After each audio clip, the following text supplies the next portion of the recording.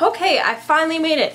I kept getting lost and I still haven't really worked out how to use a wand yet. I'm sort of in training. In light of the Harry Potter movie that is coming out today, the last and final Harry Potter film, which is finishing up the entire 7-book series, we're gonna go ahead and review the book that started it all, Harry Potter and the Philosopher's Stone. I'll let you guys know I can't really summarize to save my life. I want to put every detail in.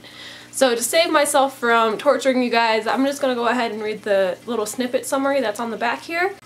Harry Potter thinks he is an ordinary boy until he is rescued by a beetle-eyed giant of a man, enrolls at Hogwarts School of Witchcraft and Wizardry, learns to play Quidditch, and does battle in a deadly duel. The reason? Harry Potter is a wizard. Who would have guessed? So let's go ahead and get started into this review. Since we don't have much time, you're probably wanting to go line up to go see the new movie because you want to be the first person into the theater, and so you're willing to wait 6 hours. That's what I'm going to do after this. For those of you who have not read or seen Harry Potter, then I would recommend not watching this if you don't want any spoilers, but I would assume that by now you already know what happens due to the popularity of this series, because it's sort of hard to ignore unless you're living under a rock or unless you're a hermit up in the woods. The story starts off with Harry, who is 11 years old. He's been living with his aunt and uncle, having a very dismal life. When I first read it, I'll be honest, I wasn't really into it. Why are we talking about owls flying during the day and people walking around in robes? I thought they were talking about bathroom robes, and I was like, that's so awkward. I guess those people, it must be like wear your bathroom robe to work day or something like that. I had no clue what I was reading. My dad just sort of handed me the book and was like, here, read this book. It's real popular in Britain right now.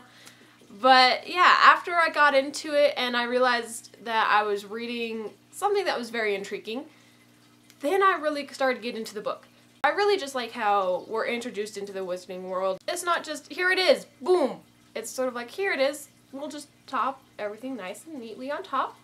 While it is very happy and cheerful in this first book, we also are exposed to some dangerous aspects that will later lead into a darker series as we continue through Harry's 7 years at Hogwarts. As we get closer to the climax, to where Harry's gonna battle against Lord Voldemort, who's living as a parasite off of poor stuttering Professor Quirrell, which is probably the best I can do for a stutter, and probably the best I can do in a form of a poor British accent. I wish there could have been more for this entire scene.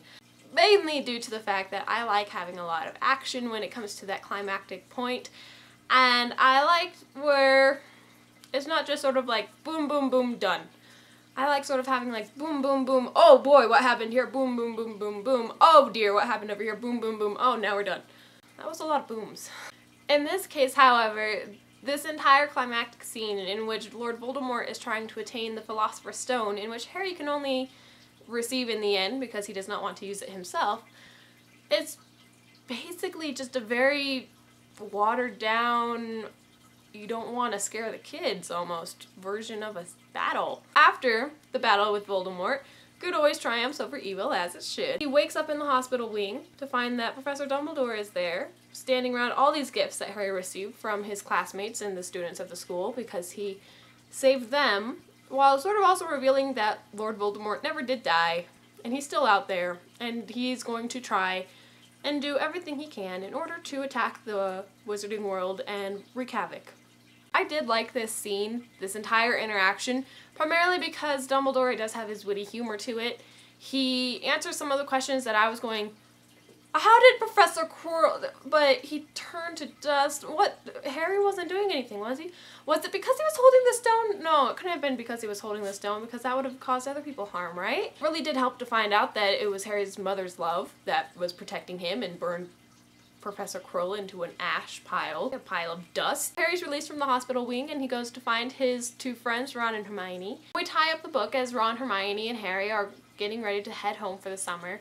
Harry's not really going home though, he's just going away for a few months and then he's coming back to his home, which is now Hogwarts. The scene was very cheerful, it was very happy, it made for a great little ending to the beginning of a series in which Harry had probably his first happy year of life after living 10 miserable years with the Dursleys. For my overall enjoyment of this book, I enjoyed it. Additionally, I love this series because I grew up with it.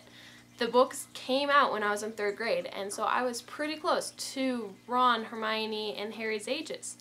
I was able to grow up with them as they were growing up. I was able to attend school, sort of semi, with them as they were attending school. If you haven't read the book, I would recommend it. This first book isn't very long. You could probably finish it in a day or two. And if you haven't read the series or you've only read part of the series, go ahead and finish it. I recommend it. The battles do get a little bit more intense, and things start to get a lot more darker. In this first book, the trio end up becoming, you could say, little mini Sherlock Holmes. It's the Wizarding Scooby-Doo gang without a dog. They solve the mysteries, and they then actually end up saving the wizarding world on numerous counts. That's what they do for 7 whole books, 7 whole years of their life, is solving mysteries and basically bringing good to the wizarding and muggle world. So that's it for Sami J Reads. I'll see you guys next week, and I'm going to go ahead and wait in line for the next 6 hours to go watch the new movie. Bye! No! No! I'm not supposed to be here, you guys. Okay.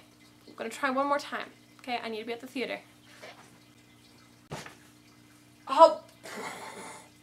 Can't. I still need to work on my magic. So I'm going to go ahead, I'm just going to drive over, and I will see you guys next week. Bye! That was over in Britain. And the only reason why I have that is due to... I shouldn't have gone down and pet my cat. I'm sorry. Ah, there's my wand! Oh, this is so different. There's like no technology. It's just really fun. Yeah, nerdy side starting to show. I'm sorry.